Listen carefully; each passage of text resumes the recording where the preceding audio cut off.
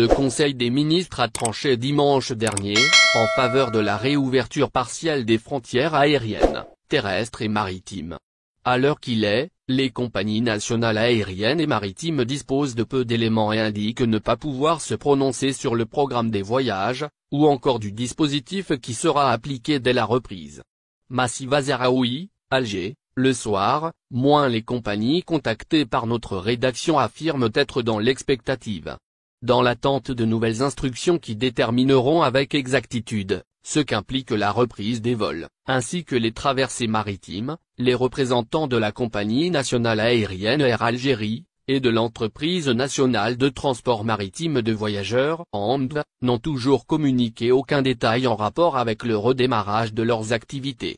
Le chargé de communication d'Air Algérie, Amin Andalousi, a précisé qu'en ce qui concerne la reprise des vols internationaux, prévue officiellement à partir du 1er juin, nous nous référons seulement au communiqué de la présidence qui précise que notre compagnie assurera, dans un premier temps, 5 vols par semaine.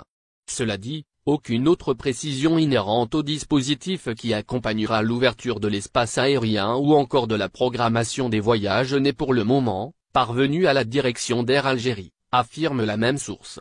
Nous aurons sans doute davantage de détails dans les heures qui viennent, a-t-il ajouté, en soulignant qu'un nouveau communiqué plus précis sera publié à l'attention du grand public. En ce qui concerne le transport maritime, l'ANTM se trouve également dans le flou, selon les affirmations du président directeur général de l'entreprise, Ace Negreira.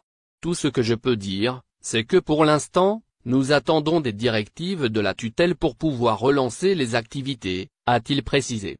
Il rappelle toutefois, que les traversées d'Algérie Ferry reprendront, en principe, tout de suite après l'arrivée du nouveau navire attendu à la fin du mois de juin prochain.